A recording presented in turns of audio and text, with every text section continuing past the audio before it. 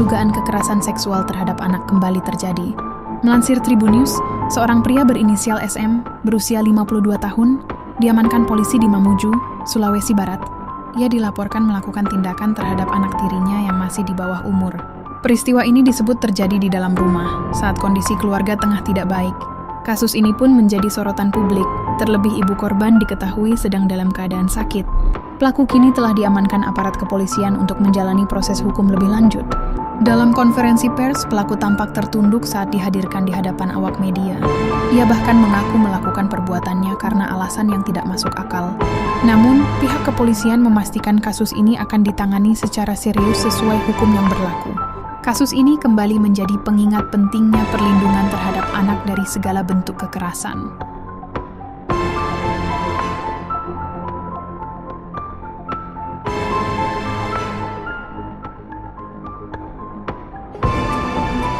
Jadi dari hasil pemeriksaan ini, Resmo dan Bapak Polsek perlu segera melakukan pengejaran.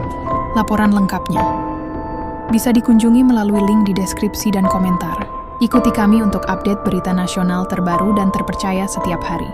Nusantara News, Journey dalam Fakta. Penanganan kasus hukumnya tetap kita lanjutkan sampai mendapatkan putusan tetap dari Pengadilan Negeri Mamuju. Ancaman hukuman? Jadi ancaman hukumannya 15 tahun ya. 15 tahun karena orang tuanya berarti tambah lagi sepertiga. Ya, tergantung hasilnya. Tapi minimal putusan yang akan dijatuhkan ya 5 tahun. Jadi di pasal 81 untuk pasal 76D Undang-Undang Nomor 35 Tahun 2016. Untuk aksi pertama kalinya apakah ada ancaman atau? Ya, jadi untuk aksi pertama kalinya itu dia lakukan di rumah kebun yang ada di kebunnya dengan melakukan pengesahan dan disertai dengan ancaman. Dan ancamannya itu dia beralasan, ingat mamamu sekarang dalam keadaan sakit, kalau kau tidak melayani saya, akan saya tinggalkan kamu dan tidak akan ada lagi yang menafkahi mama dan adik-adikmu. Kalau korban sendiri katanya sudah telat ya? Ya, jadi untuk sekarang ini sehingga terungkapnya kejadian ini karena tante dan pamannya melihat tingkah anak ini ada kelainan sehingga ia dipertanyakan mengapa sehingga menurutmu membesar. Dari situlah awalnya memang dia tidak mengaku, tapi begitu didesak oleh tante dan pamannya, ia baru kemudian menjelaskan bahwa mulai dari tahun 2020 sampai terakhir di awal Februari 2026 telah disetubuhi oleh ayah tirinya. Ulangi pasalnya. Pasal 81 junto pasal 76D Undang-Undang Perlindungan Perempuan dan Anak. Dalam aksinya itu Pak dari 2020 apakah ada hamil atau upaya pengguguran? Jadi untuk sekarang ini korban sebut namanya Suci mengalami kehamilan atau keterlambatan menstruasi keterlambatan haid sudah memasuki 4 bulan atau 3 bulan. Sebelumnya pernah juga hamil? Tidak pernah. Tapi ada pendampingan dari PPA itu? Nah, itu pasti. Ya.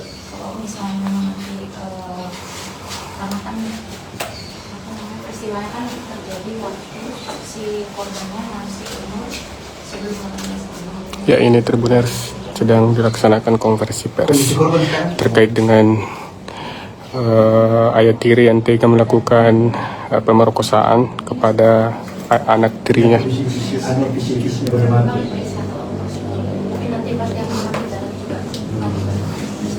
Untuk kehamilannya bukan itu sudah ada pemeriksaan? Oh, belum ya, cuma ada dia pengakuannya telat. Sudah terlambat. Jadi nanti perlu kami dalami juga. Jadi perlu mungkin juga saya tambahkan. Jadi sekarang ini kan kita sudah lakukan penanganan terhadap kasus saya mewakili Bapak Kapolres Mamuju dan Satreskrim Polres Mamuju akan menangani kasus ini secara personal. profesional. Dan namun ada yang saya sampaikan kepada instansi terkait ataupun pemerhati perempuan dan anak, selain kita mengecam untuk diberikan hukuman yang berat kepada pelaku, saya minta tolong kepada pemerhati anak agar mungkin bisa memberikan perhatian khusus kepada korban, karena korban selama ini tidak menceritakan perbuatan ayah tirinya ini karena adanya desakan ekonomi yang selalu dipikirkan bahwa apabila orang tua diri saya ini dihukum, tidak ada yang bisa memberikan nafkah kepada orang tuanya yang sementara sekarang ini mengalami sakit lumpuh dan adik-adiknya. Sehingga dengan itu ia merahasiakan perbuatan istrinya ini karena dia pikir tidak ada yang memberikan nafkah kepada keluarganya.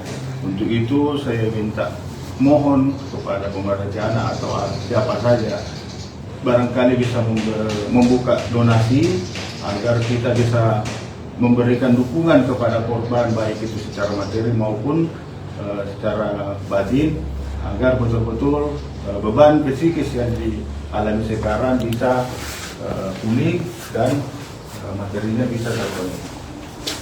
Oke, siap.